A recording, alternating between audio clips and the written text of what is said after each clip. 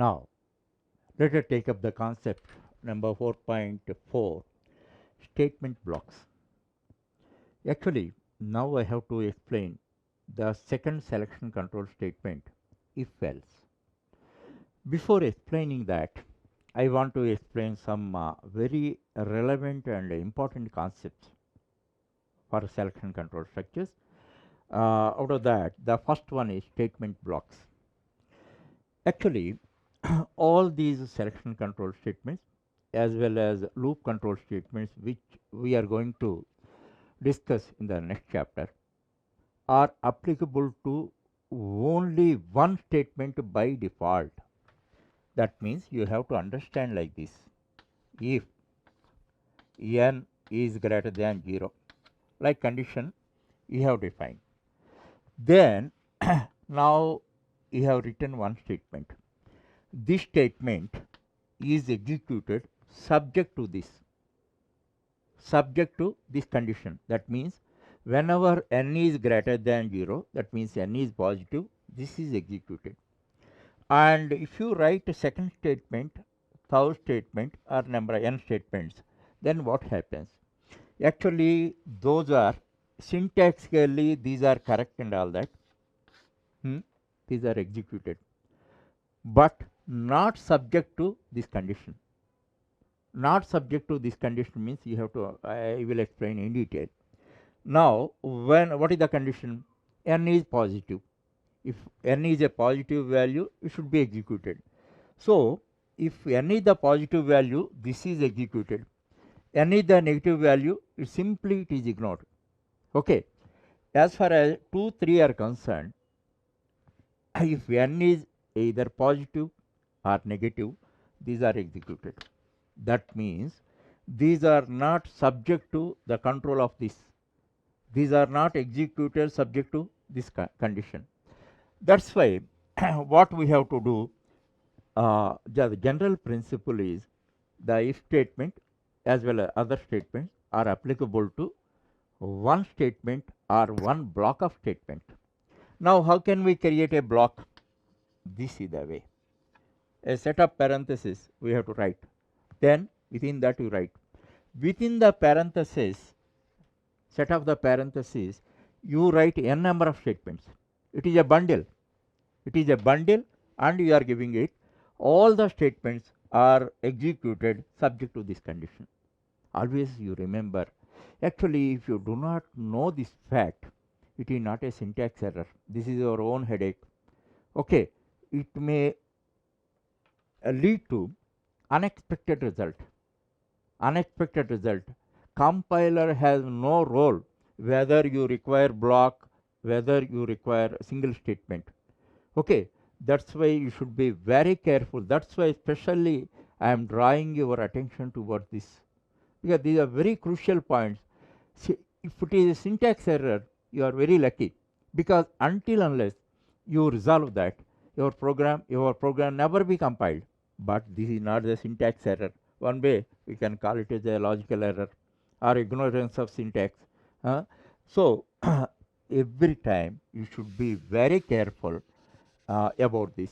That's why normally most programmers they follow one convention. If statement following to if or if else or other selection and loop, even though there may be one statement, they write a block. That means writing what is the safest measure is prevention is better than cure. What is the safest measure is if you write one statement after if, and if you write more than one statement, multiple statements also, you create a block. If you create a block, readability also improved, because this block of statement belong to this. The type of prima facie, you get that idea. So always follow these measures. And already one thing I am telling you, as a matter of convention, as it is not a method, then leave a space. It is also a good convention, because methods, non-methods, we can identify differently. Okay. So this point you remember, and the corresponding demo I am giving here. This, if you study this demo, then it crystallizes your knowledge on this concept. Now you see here I have written a statement block demo program, that is a class name, and I have taken double. Always you remember one thing. Here there are two reasons for double. The first reason is if you take float, because normally we are giving small values, even billions of values you can give for float also, but you may forget this thing, suffixing f or f, you may forget. Again, by default it will become double.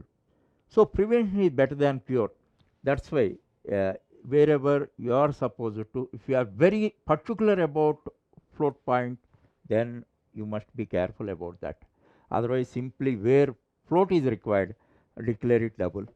That is always a precautionary measure. Always in programming, what happens, we focus on the calculations, all crucial issues. Simple issues we ignore. Unnecessarily, after end of the program, these simple issues unnecessarily create a chaos. That's why prevention is always better than cure. This is 100% applicable in programming. Okay, now let us come to this. What is the second point? Actually, math class. In forthcoming chapters we see math class provides several static methods, mathematical methods which are static.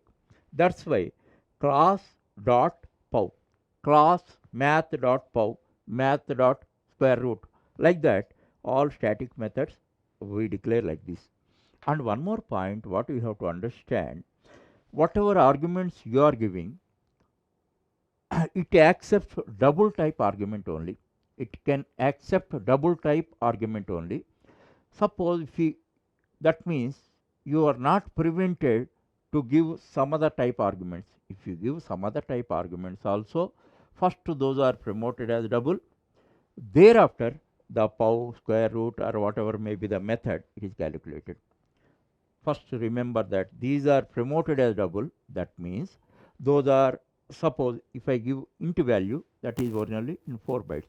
Then if it is promoted as double and all that, then it is stored in 8 bytes and in a floating point format. So, however, I have given double itself, there is no question of promotion.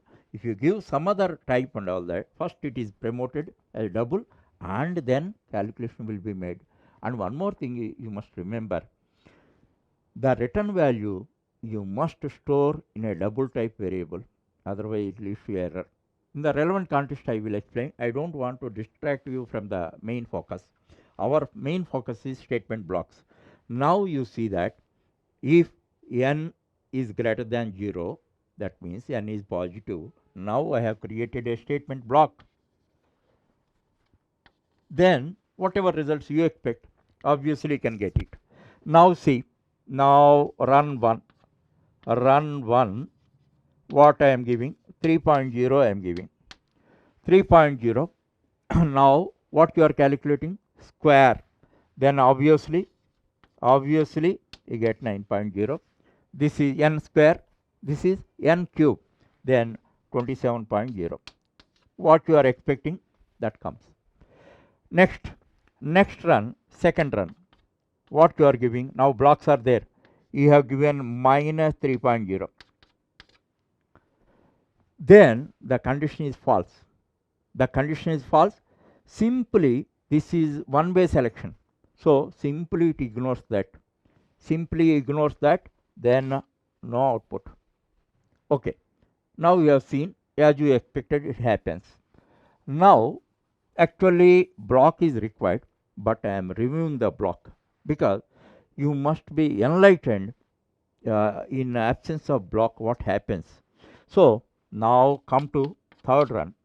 Now again 3.0 I am giving. Now 3.0, what happens? How system works? Then the condition is applicable to this statement. So condition is true. That's why 9.0 is printed. Next, condition is not applicable to this, but system can evaluate the syntax why this is correct. system can evaluate n cube. That's why 27.0 is printed. Just you understand, the first run logic is different and this logic is different. This is subject to this. This is 9.0 is printed, and this is not subject to this. This is not subject to this, but syntactically it is correct. N cube. That's why 27.0 is printed. So what you must understand is, this is because of blocks. This is this output is is is produced, and here different logic. This is subject to the condition. This is independently it is executed. Now you see that. Now you can see the real difference. No blocks are there. No blocks are there, and minus 3.0 I am giving as input. Then what is happening? Now you see, this is first one is subject to this. So condition is false. So first one is not executed. But second one has no control. Now this is executed minus 27.0. So if you understand this program thoroughly, you can understand the culture. What is the importance of blocks, you understand. So thoroughly study that, you grasp that. One thing in this context I want to tell you. Now learning language means learning the features and functionalities of one tool in the language, one element in the language. So by this program, by studying this program or implementing this program, you should understand one point thoroughly, and you should not commit this type of mistake in your programming, in your future programming. So each and every program enlightens you on one or more points. So by this is because this is very frequently used. Blocks, these are block oriented language. So we very frequently use blocks and all that. That's why you must know about this thoroughly, and always prevention is better than cure. The statement following the selection or loop may be one or more than one. You create a block. That is the safest measure. You always follow that.